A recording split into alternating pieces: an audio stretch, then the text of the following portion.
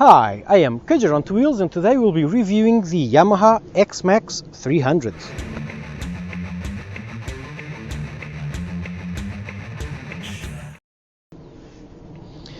The Xmax 300 is supposedly your regular 300cc around 6,000 euro scooter. It is a bit over 6,000, 6.2, your mileage may vary, but it's a regular scooter there. What really sets this one apart from the competition, straight off the bat, is the front suspension that Yamaha really likes to tout, and rightly so. Why? Usually a scooter has a suspension that goes up to around here. So it's a suspension that goes up to here, and from here to the top of the bike is just a single rod. So it's like a long rod with a little suspension down at the bottom.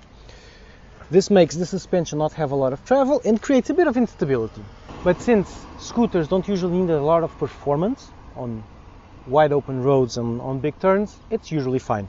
Manufacturers do this because it's way cheaper and frees up this space to put all the stuff that usually goes in between our legs to shift it up here. Yamaha on this one kept a big regular motorcycle suspension that goes all the way up to here, where it's connected to your handlebars, just like a classical bike.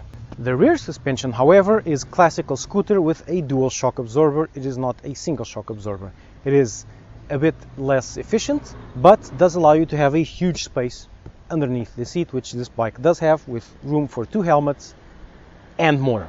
The rest of the bike has all the equipment you might want and you might demand for the price, like a keyless system, a complete dash. The windscreen is adjustable manually. If you notice, this is not the stock windscreen because this bike has the Sport Pack, which includes the Akaprovich exhaust you're staring at, these 2 protectors for the floorboards, and this prettier but much lower windscreen. This suspension setup, with a great front suspension and a not too shabby rear suspension, allows it to have a completely unbelievable performance on the test track. Every single turn on the test track was done at speeds with no issues, no instability, no kind of shakes or wobbles or nearly anything. The only thing where you notice that this is not a performance bike and it is actually a city scooter is on the rear suspension, when this big engine stuck to the rear wheel overwhelms a bit of the rear suspension and the rear goes a bit wobbly. Not a lot. You feel it going up and down a bit more than you'd like. The wheel actually doesn't go anywhere. It's still stuck fast. The front is completely on rails, but it's just a bit more wobbly than you might want, but you need to have that so you have the boot space, because at the end of the day, a 300cc scooter is a city bike, not an open road bike. And still, this one does the open road with no issues whatsoever. And then, when you come out from the open road and you arrive in town, it is an absolutely brilliant bike in town. It is ridiculously fast, much faster than the specs would suggest. It also pulls at you to be fast, to be young. It's a very young bike. It really brings out the dark side in you. It's a very emotional bike. You end every ride on the scooter with a big smile on your face. It's a very fun bike. For some reason, I don't understand why, but it just has that X factor that makes you smile at the end of every single ride. It's just so light, fast to accelerate, fun to brake with. It's just a purely fun bike and I really enjoyed it in town.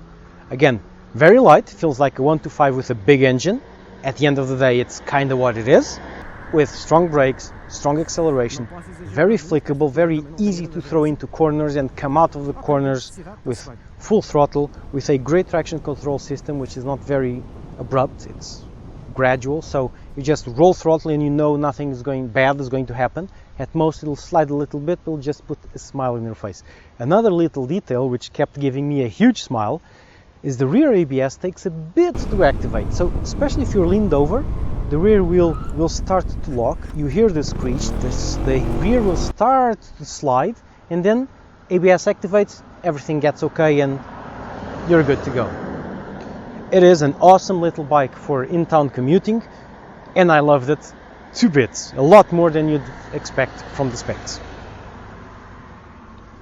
So at the end of the day, if you want a bike to do both, a bike for you to ride in town, to go quickly to work, to get some groceries anywhere, and you also want one for a slightly longer travel, to go have fun in the hills with your friends that have bigger motorcycles. This will do that job brilliantly well. And so that's it. Cage, you're out.